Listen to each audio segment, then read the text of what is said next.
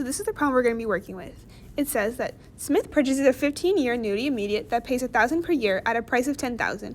As Smith receives the annuity payments, she reinvests them into account, earning a nominal interest rate of J compounded monthly. Smith's yield rate on her investment for the 15-year period is an annual effective rate of interest of 10%. Find J.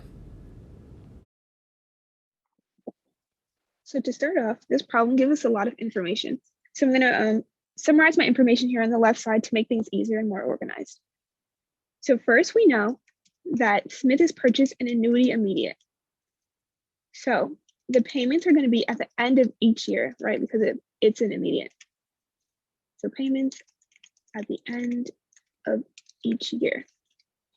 We know that it's a 15-year long annuity. So there will be 15 payments.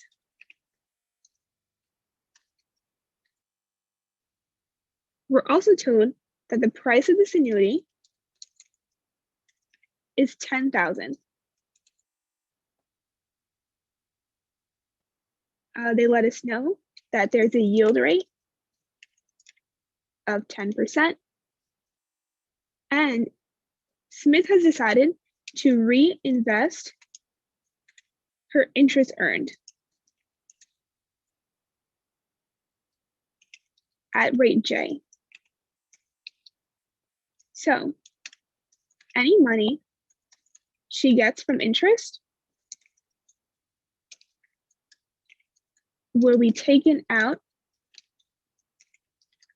of the main account. And lastly, we're told that J is compounded monthly. So I notice a few things here.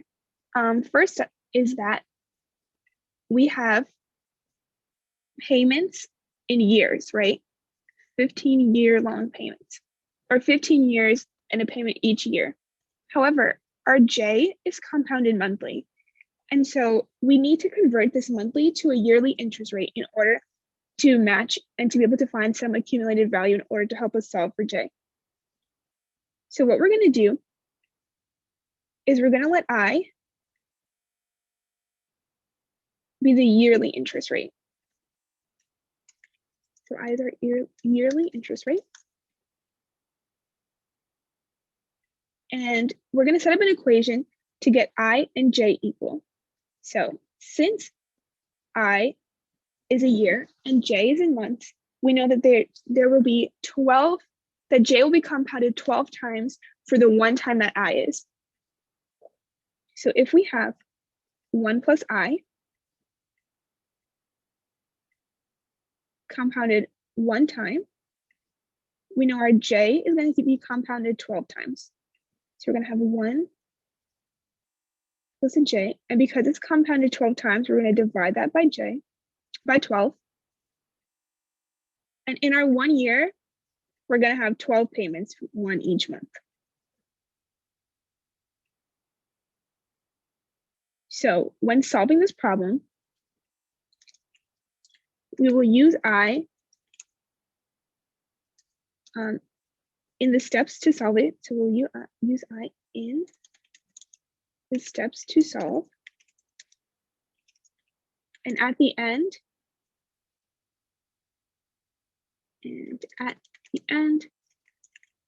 we will convert I to J. So let's set up a timeline to visually see what's going on here. So I'm going to draw a line and fill in the information. So we know that it's an annuity immediate. So our first payment is going to be at the end of year 1. So if I have time 0 here, time 1 here, we know that in between here is year 1. So our first payment of 1,000 is at the end of that, so at time 1. And then we have time 2, which is another 1,000. Time 3, another 1,000. and we're going to go all the way. So we have 14. We're going to pay another 1,000. And then between 14 and 15, this is our year 15, right? So this is our last year. So at the end of this year, she's going to make her last payment of $1,000. And we're going to say that this is accumulating at rate I.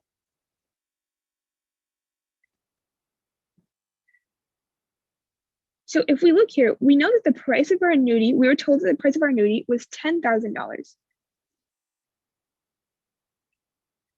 And we know that any money in has to equal money out, or else this wouldn't be a fair deal.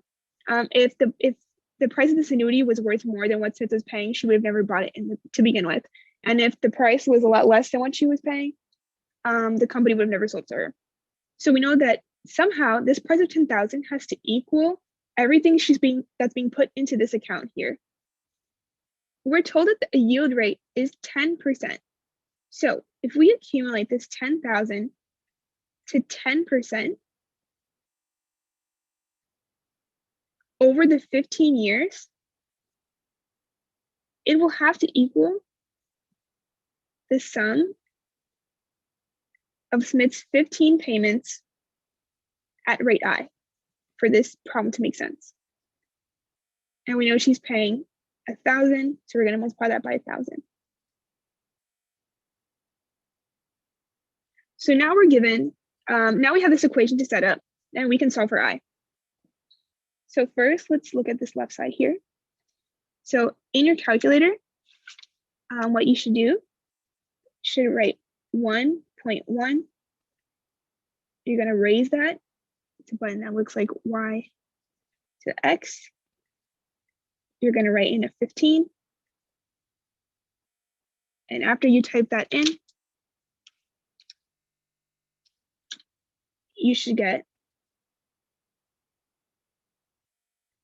4.1772.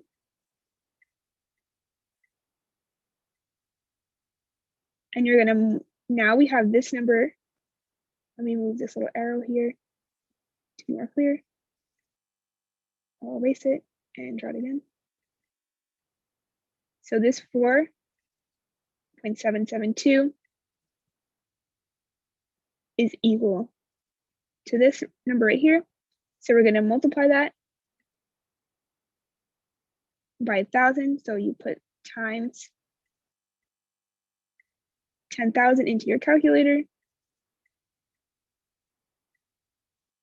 So if you write times 10,000, you should get 41,772. And I'm going to give some more decimals.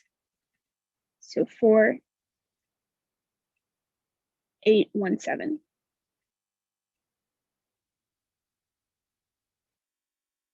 It's a 2 here. All right. So now we have the left side of our equation.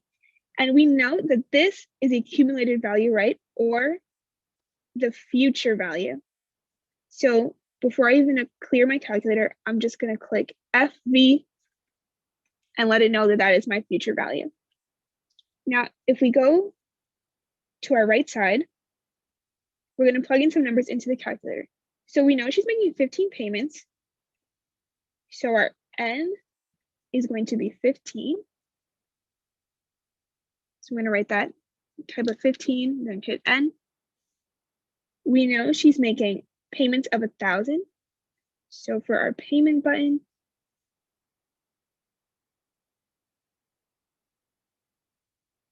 I'm going to put a negative 1,000, right? Because she's making payments, so she's losing that money.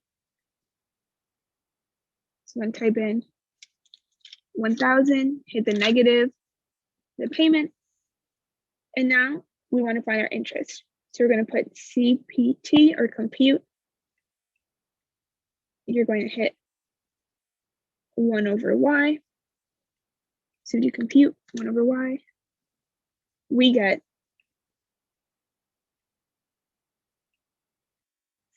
we get 13.4062. So now we know our yearly interest rate, or our I. So I cleared the screen so we have a little bit more space, but we had gotten that I is 13.4062. So now our last step is to convert I into J. So what we're gonna do is we have this I in our calculator, but we know if we do it by hand, we're gonna need this as a decimal.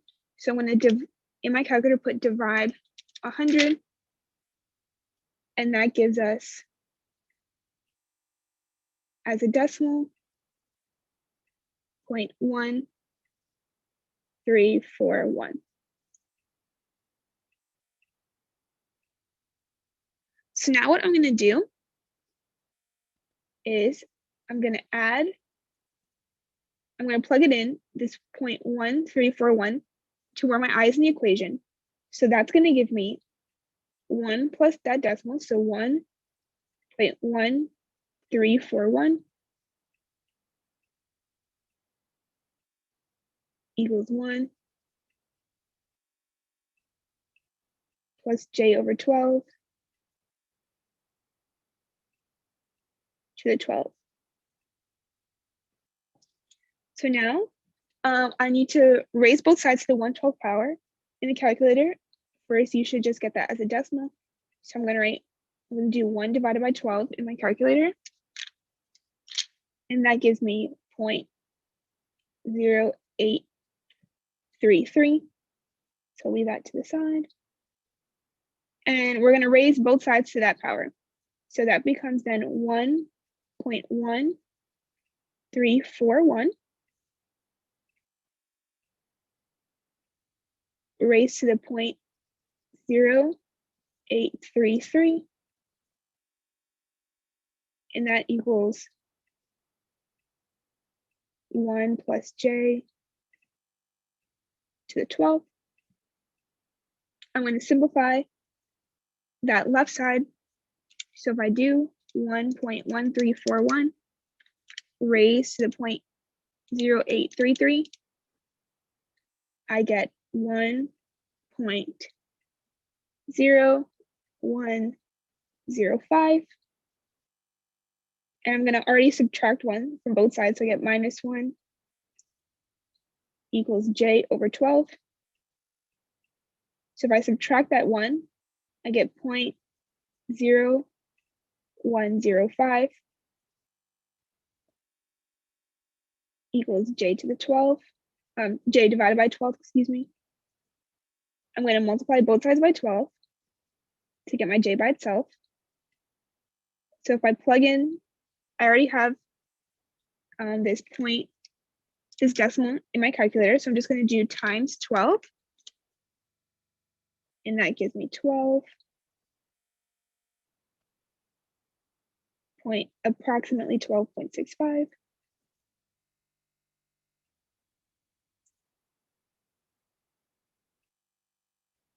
For J. So my J is about 12.7%.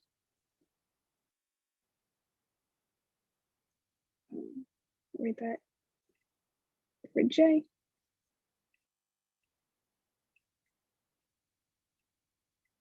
And if we look at our answer choices, this J correlates to choice D.